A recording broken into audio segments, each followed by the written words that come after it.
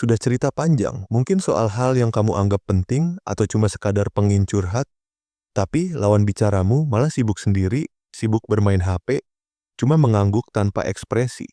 Seolah-olah apa yang kamu sampaikan tidak ada artinya.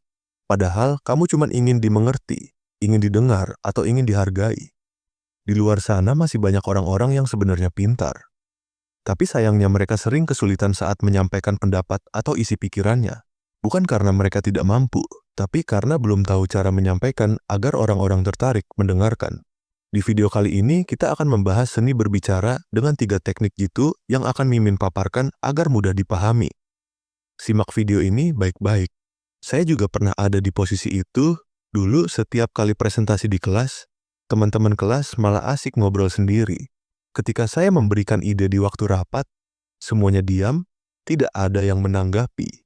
Sampai saya mulai bertanya dengan diri sendiri, jangan-jangan aku memang nggak cukup pintar? Tapi ternyata bukan itu masalahnya.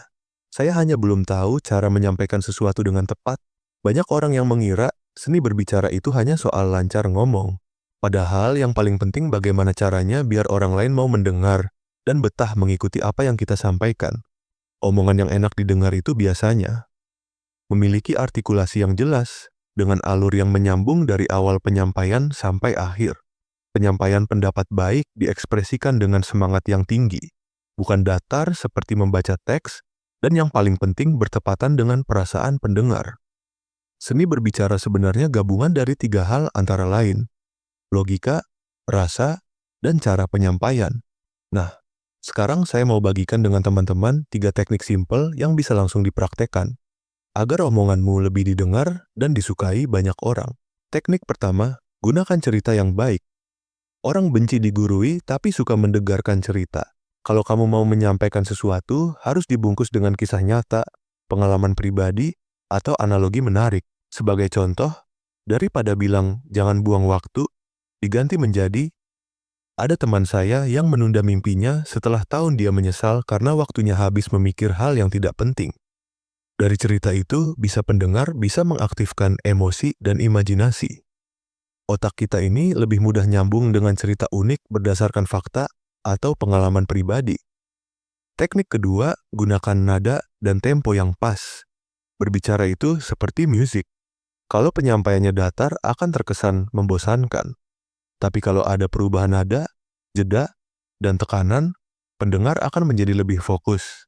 Dalam hal ini, kamu harus pelankan suaramu saat memasuki ke poin penting dan percepat sedikit saat membangun semangat bercerita atau memberikan jeda agar pendengar lebih mudah mencerna. Teknik ketiga, membangun koneksi yang emosional. Sebelum kamu membuat orang percaya, buat dulu mereka merasakan emosional yang baik. Berikan pertanyaan yang bisa membuat mereka berpikir.